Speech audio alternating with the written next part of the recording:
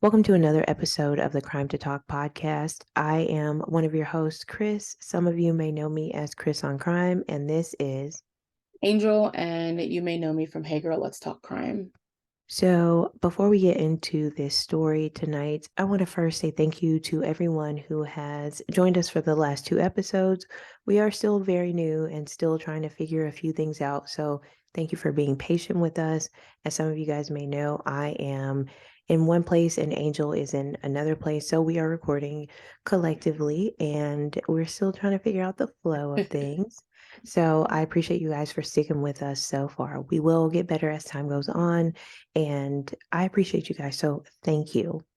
The Thank second thing you. I would like to mention that once we get into the groove of things, Angel and I will be doing some really cool giveaways.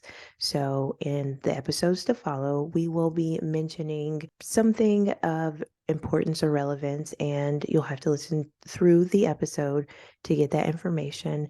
And after each episode airs, the following day, we will go on and we will ask a question and we'll give a time for everyone to answer, and then we'll do a drawing and whoever has the proper answer and gets their name drawn, then we will do some sort of giveaway. So thank you guys for sticking with us, and we're going to jump right in. Now, before we start this case, I do want to preface it by issuing a trigger warning. If you're at all sensitive to cases that involve child injury, this may not be the episode for you. Okay, so on this episode, we are going to talk about a 6-year-old girl by the name of Lauren Belius. Lauren Sylvia Belius was born to her parents, John and Allison, on September 16th, 2004. So Lauren is a twin. Her twin's name is Erica. And then they also had an older brother who was 8 at the time of this incident, named Nolan. So her parents, John and Allison, were married in 2001. And then around 2009, 2010, they were separated. And according to John, this is when Allison moves in a boyfriend by the name of David Trebleclock. So Allison said that it didn't happen that quick. However, during this time, John did still have joint custody of their 3 children, which was 3 days a week. So specifically, we're going to be talking about Lauren. Lauren was a 6-year-old. She had just finished her first grade year at McAllister Elementary School. This is now in July of 2011. She was active in Taekwondo. She was in ballet. She was also in soccer. She absolutely loved animals. She loved singing, dancing, kind of all the cutesy stuff that a lot of 6-year-old girls would be involved in. And then they said that she just had like a really big heart. So she had her and her sister Erica had really long blonde hair. And she ended up cutting off all of her hair so that she could donate it to Locks of Love. So that's just kind of like the type of little girl that she was. So she was super excited about the summer. That August, she would be heading into the 2nd grade. But over the summer, as I stated, her father, John, did have them 3 days a week because they had joint custody. They would, ride bikes. They had a pool in the background, nothing fancy, but something that, the girls and Nolan, the brother, loved to play in. And then they ended up going to a water park with their father called Enchanted Forest Water Safari with John, the dad, and then her twin sister, Erica, as well as her brother, Nolan. Lauren had stated that it was the best day ever. So she was just really excited about everything. Like in the beginning of July, the boyfriend, David, Allison, started to plan a trip to Walt Disney, to Florida, with the children. And so initially, David was super excited about it. There was no issues. But as they get to kind of finalizing everything, David got really, really nervous. And there was really kind of no reason why. So just to kind of give a little background on David and Allison's relationship, according to Allison, they never argued. He never raised his voice at her. He and her children got along really well. There was just really no indication that he was a violent man at all up until the week prior to this incident. After he kind of started getting like nervous about the finalizations of these plans to Florida. That's when David tells Allison that when he was around 18 or 19 years old, when he was living in Florida, he slept with a 12-year-old. And so he felt like as soon as he got to Florida that the police would be waiting to arrest him. And so Allison states that at that moment, she looked at him differently. She knew that she had to leave the relationship, but she didn't want to cause this big scene or put anyone in danger. She just wanted to leave it as peacefully as possible. So she was putting a plan in place. So before this incident had happened, a coworker had come forth stating that David had told her that he was seeing demons. And she just kind of brushed it off, saying oh, maybe you just need sleep, and didn't think anything else about it. When he told her about this situation he had been in, was he actively wanted by the police, or do we not know that yet? So no, and so that I think that will kind of play into at the end his mental health, because he was thinking that they would just be waiting for him as soon as he touched down in Florida. So I don't know if this was something that he made up in his mind. He had up until this point, he has never been arrested for raping a 12-year-old child. So no, I think it was just something that happened and maybe it never came to light, but he was thinking in his mind, as soon as I get to Florida, I know that I'm going to be arrested. And so he just didn't want to go anymore. And so that night, like I said, she had kind of made it up in her mind that this relationship has to end. And so he ends up leaving instead. He's like, I can't do this. There's a lot going on. So he leaves that night and he comes back the next night and he says, everything's fixed. Everything's good to go. We can go to Florida. I'm not going to get in trouble. I'm not going to get arrested. What that meant, I don't know. Allison was like, okay. Within this week, prior to this happening, Allison comes home from going to the store or something, and Lauren kind of looks really flustered, and she's not talking, and she just looks out of it. And so Allison is talking to Lauren, who normally is very talkative, very, very playful, all of those things. And she said she ends up talking to her that night, but during the whole time that she's talking to her, she was noticing that David would not allow her to be alone with Lauren. He was in the room as she was talking to her, hugging her, trying to figure out what was wrong with her. She said after 5 to 10 minutes that Lauren was fine. She was back to laughing and giggling and playing with her siblings. And so she just assumed that she just kind of had a bad day, went on about her business. So on July 18, 2011, normal night, everyone goes to bed. And the following morning, Allison wakes up to hearing screams. And she knows it's one of her daughters, but she doesn't know which one. And so she gets out of her bed, she goes across the hall to get into the bedroom, and she can't open the door. She must have heard David, because she said that she thought David was behind the door, keeping the door closed. And when she was finally able to get into the room, she realized that David was not behind the door, that he had put a dresser up against the door. And the ladders that go up to the bunk beds? Mm-hmm. He was on the ladder stabbing Lauren. And so she was screaming at him, what are you doing? Stop. And he said, this is not your baby. She needs to die. And so he's continuing to stab her.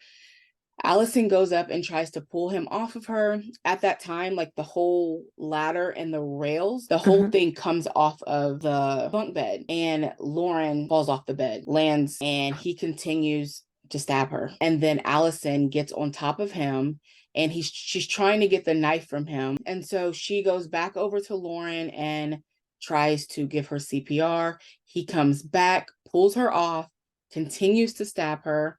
In the chest, in the neck, just everywhere.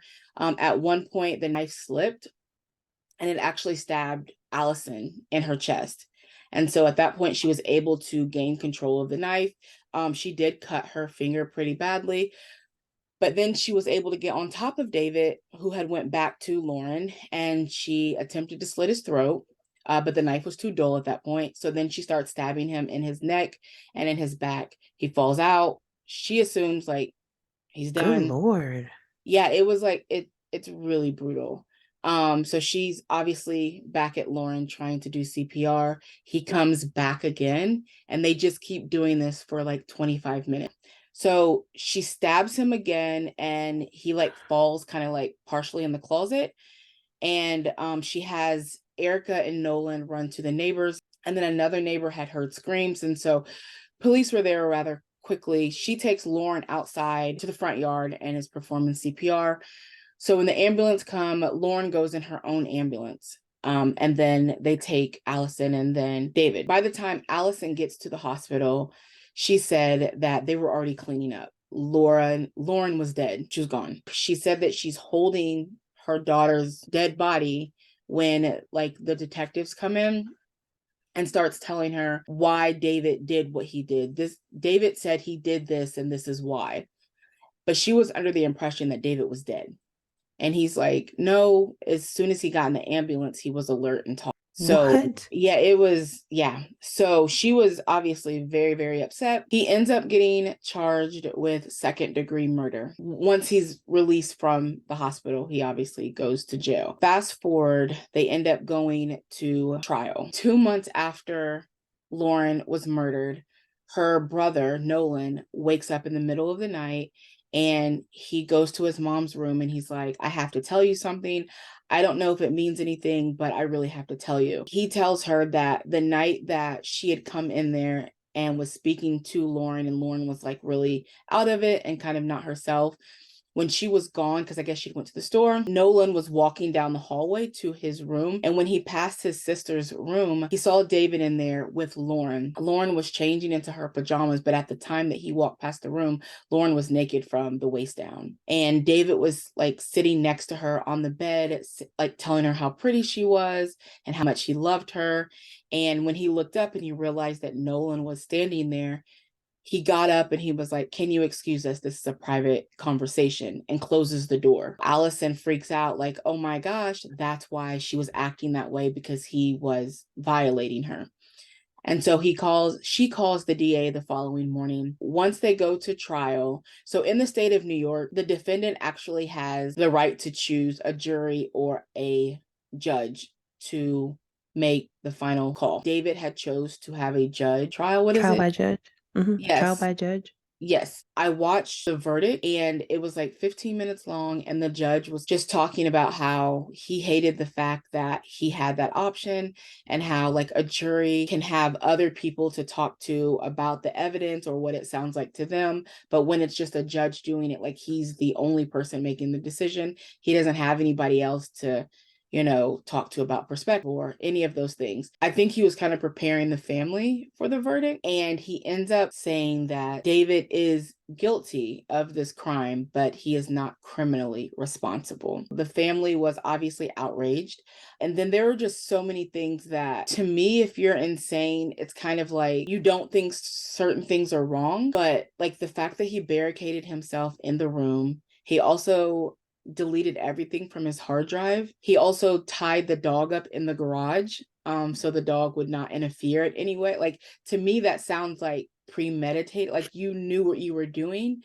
And kind of going back to the night that her brother Nolan saw everything, I think it had a lot to do, the family thinks that it had a lot to do with the fact that he was violating Lauren and she was going to eventually tell. I think that's true, just because he admitted that he had raped a 12-year-old when he was like 18 or 19 years old. So the judge says that he is not criminally responsible, but makes a point to say, I'm not stating that he's not guilty. I'm just saying he's not criminally responsible.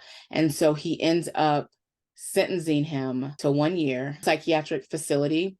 And what happens is every 2 years, he will be reevaluated. And if they feel like he's good to go, he'll be released. If not, then he would just stay there. This happened in 2011. Every 2 years, he was reevaluated, and they still felt like he was a danger. So the family went on the Dr. Phil show, I believe in 2016. And when he was up for an evaluation and he found out that they went on the show, he like flipped out, like he lost it, like he was really pissed off. He's not remorseful at all. And so they had decided like he's still too dangerous to come out. And so they kept him in for another 2 years. But what's interesting about this is when you are sentenced to like psychiatric facility, you are protected by privacy laws. So in any other situation, if you're assaulted by someone, or anything to do with someone committing a crime against you and they go to prison, right? Like my home was burglarized before. And so because I was a victim, then they called me when this man was released from prison. So it's the same with, any other crime. However, when you are sent to a psychiatric facility, you're actually protected by privacy laws. You're protected by HIPAA. They are not allowed to tell Allison, her family, or anyone when he is released. If he is released, they're not allowed to tell them anything about him. And so the last update that I saw was in April of this year, he was actually taken from a secure facility to a not secure facility. So he still can't come and go as he pleases, but he's not locked down like he was prior. So, were either of the other two children injured at all? No. And so that was another thing. The nurse that was talking to him when he was at the psychiatric facility had asked, why Lauren? And he said, because she was evil and he had to kill her. The nurse asked, well, what about Erica? Like they're twin, kind of like what, like what's the difference? And he said, well, I haven't figured out yet if Erica is evil or not. So he just assumed that she was evil and said that he had to kill her in order for her to go to heaven. But then there was also another doctor that he spoke with, and he said, I'm not crazy. I know what I did was wrong. And I don't want to spend the rest of my life in prison. So that night he had stabbed himself, like he was attempting to take his own life because he didn't want to spend the rest of his life in prison, which to me shows another Yes. proof that it was like he's not insane. Were you about to say something? So, I remember earlier you mentioned that he had told a coworker that he was seeing demons. Did they ever talk more about that, or was there any substance to that? Did the anything come of that, or do you think it was placated to build up defense for what he was going to do? I do think that happened because even a lot of people, because he worked at a nursing home, and I guess all the residents really loved Oh, him. wow.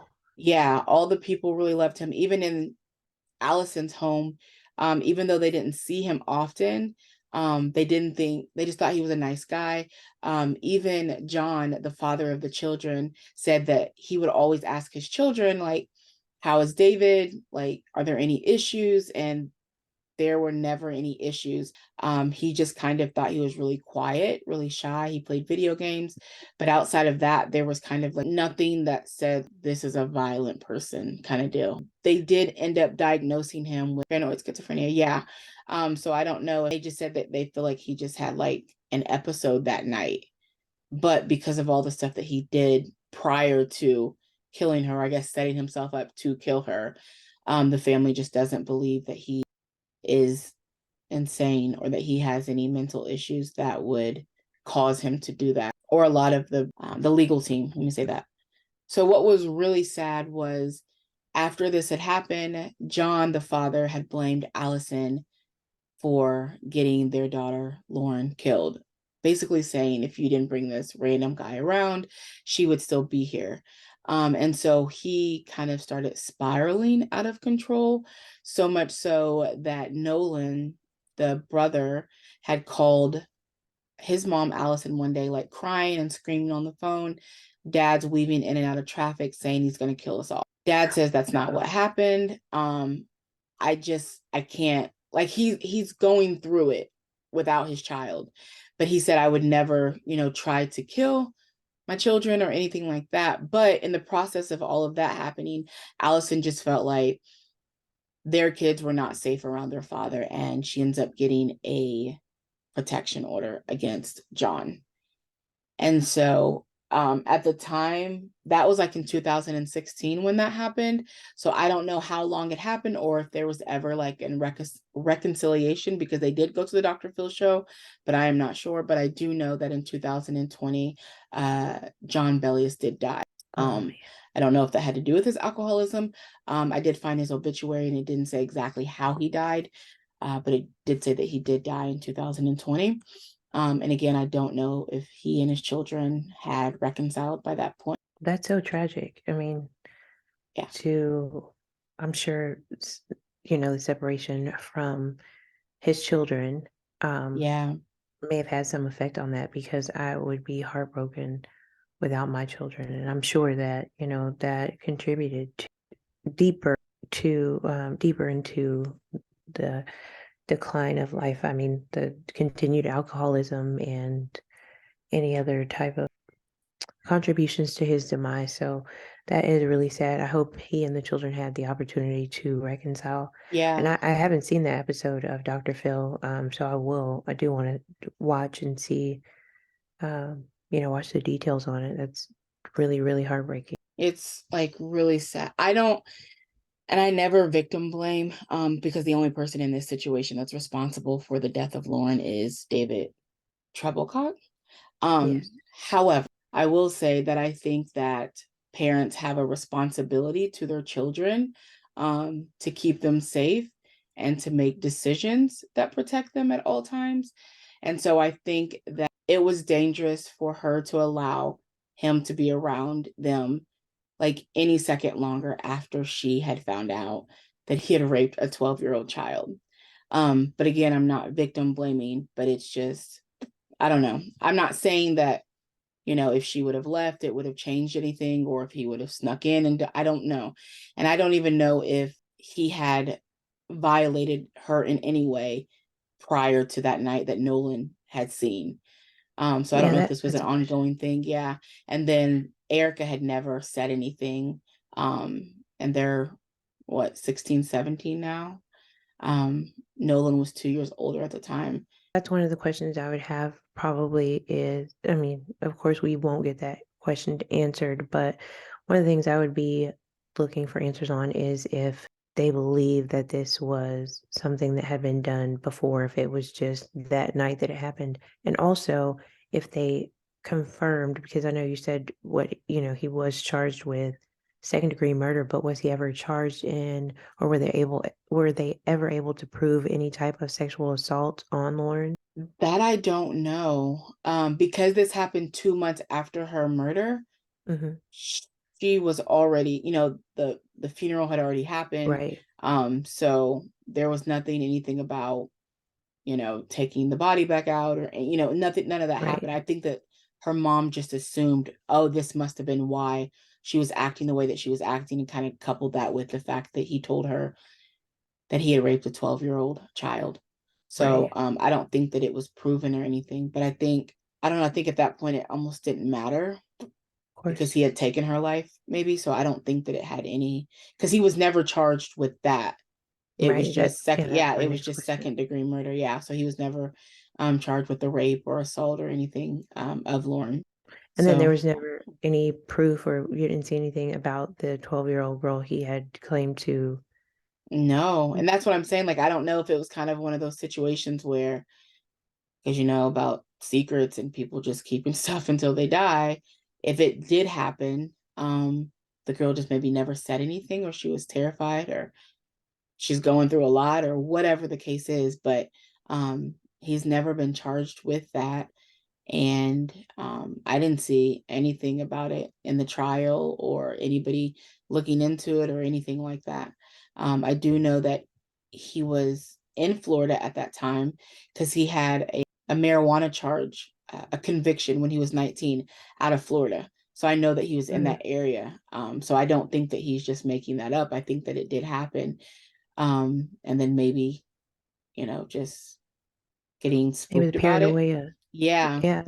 So I do So agree with like the mental health thing, but I don't think that it's an excuse. I think that you should still, or if you're not going to be sentenced to prison because you have these mental issues, then whatever time you were going to be sentenced, you need to spend that amount of time in a facility.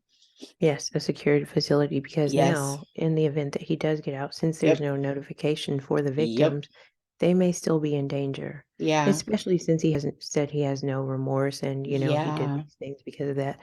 And the anger that he exhibited when he found out they were going on the Dr. Phil show. No one knows the thoughts of a madman. So if he is not criminally responsible, I don't think that um, I don't think that there's a point of rehabilitation for someone who I commits agree. such a heinous act. And to further that, I'm always in fear. I have daughters myself, so I'm always terrified of the fact that, you never know what your partner is thinking, even your own children's father, or anybody. You will always Yeah. have to be extremely cautious when you bring anyone around your children. And I have said this before, um, that children should not be left with someone that you cannot fully trust. And even the people that you fully trust, you never know, because there is always a wolf in sheep's clothing. And I have seen a lot of stories where people, they go through life and then they reconnect with a cousin, or, oh, I Yep. haven't seen this person in such a long time. And they are so trusting because, it's family. Yeah. But anyone can become an enemy and anyone can be harmful to your child. And furthermore, I want to point out that I feel like a lot of people think I'm overprotective with my kids. I do not allow sleepovers at my house, unless, the kids are able to be responsible. But definitely, and that's my older daughter.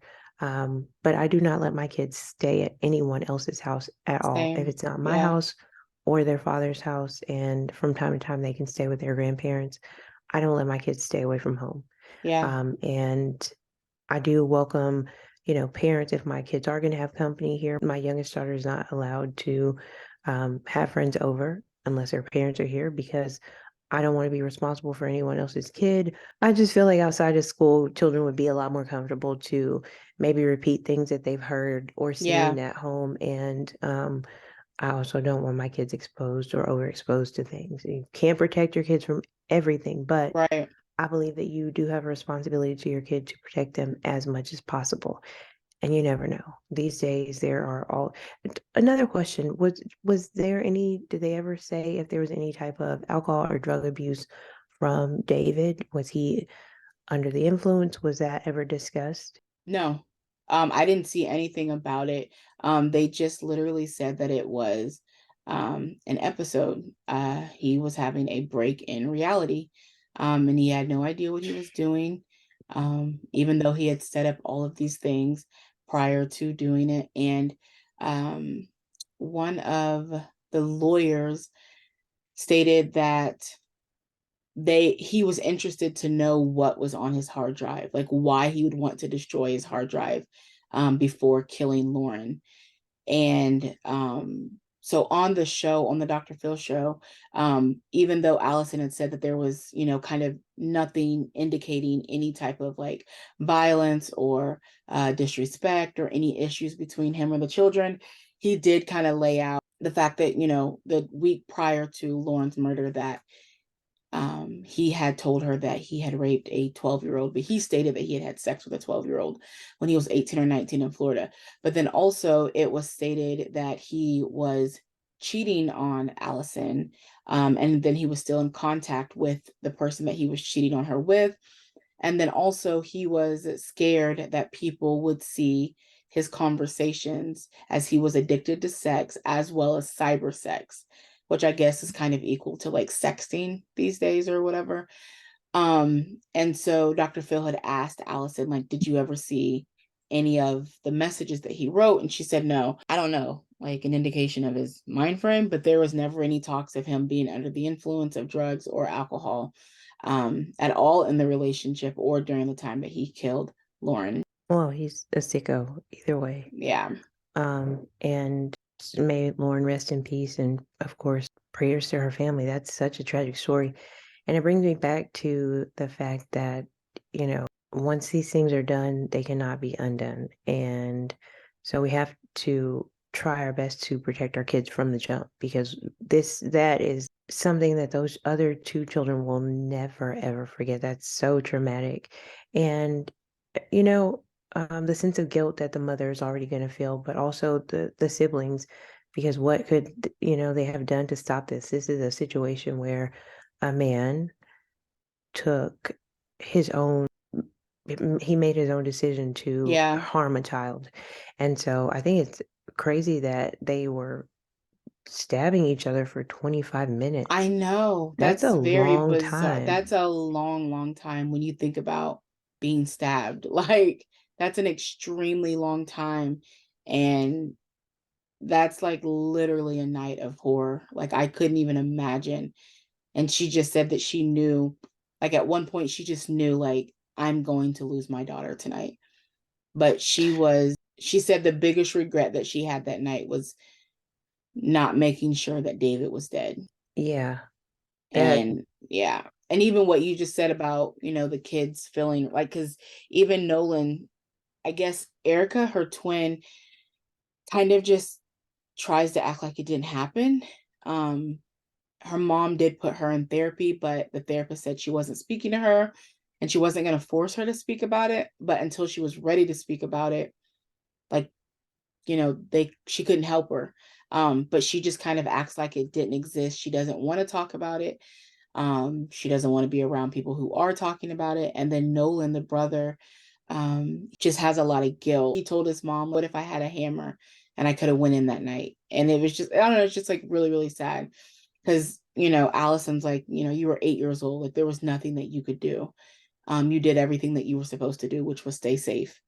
And right. so I don't know, it's just like a really sad situation. Allison, at some point after the murder of Lauren, she did end up going to her 20-year school reunion, and she reconnected with a guy that she had known since she said she was 5.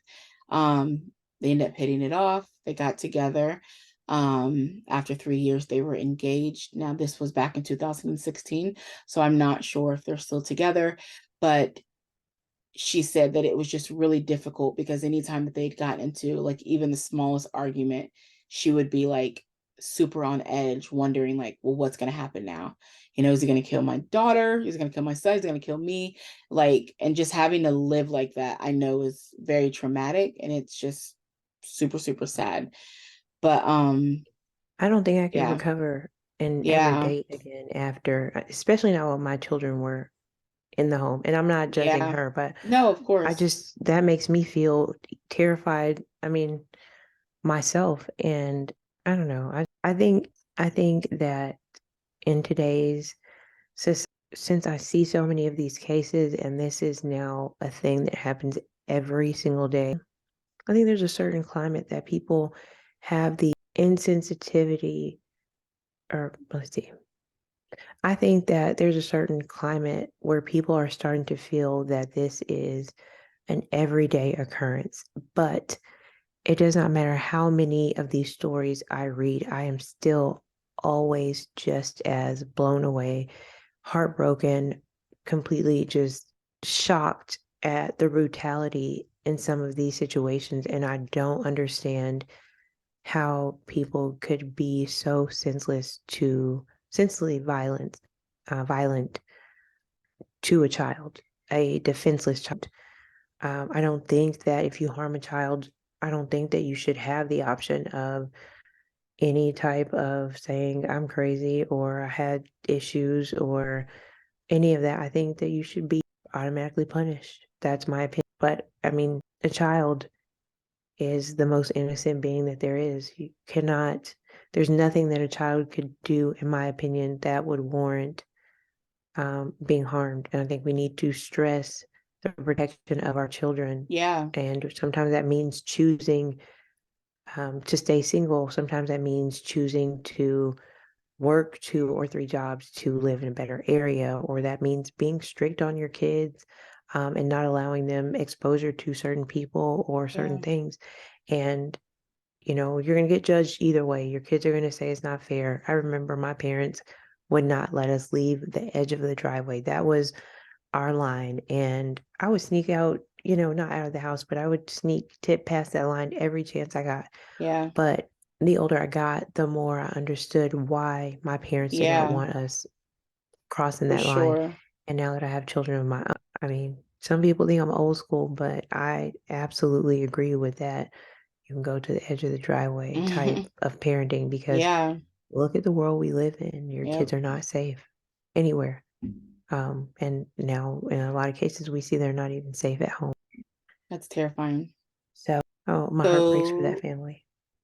Yes. So David is now 41 and he was last assessed, in 2023, April of this year. So he gets assessed every 2 years. So in 2 years, 2025, we will find out if we won't even know actually because of the privacy laws. So in 2025, he could be released, or he could continue to stay into these facilities. But he will be reassessed every 2 years. And once they feel like he is safe enough, he will then be released back into the public. Yeah. Well, I hope that this podcast reaches women with young children before he is released. I hope that he is recognized Everywhere he goes. everywhere.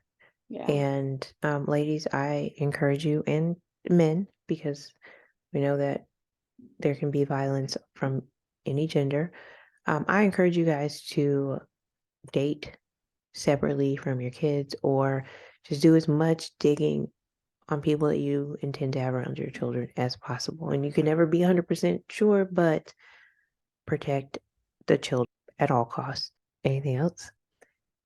As we bring this episode to a close, I want to again thank you guys for tuning in. I want to remind you that we are on almost all streaming platforms: Apple, Spotify, and Google. You can say, "Hey Alexa, play Crime to Talk podcast," and it should come up.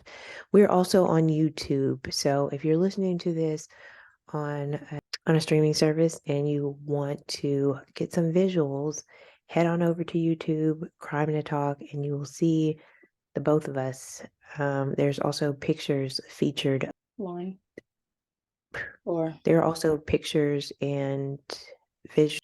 You will also find pictures and some small clips. Sometimes we will have audio and video of interrogations in future cases. So if you are interested and you're a visual person, head on over to YouTube. Make sure you subscribe, and in the meantime, also don't forget to follow us on Facebook and Instagram at Crime to Talk Pod. yes. And thank you all. If there's a case that you guys would like us to explore and maybe cover, you can send us an email at crimetotalk@gmail.com. And in the meantime, stay safe. And if you see something, say something. Protect the children, and we'll see you guys next time.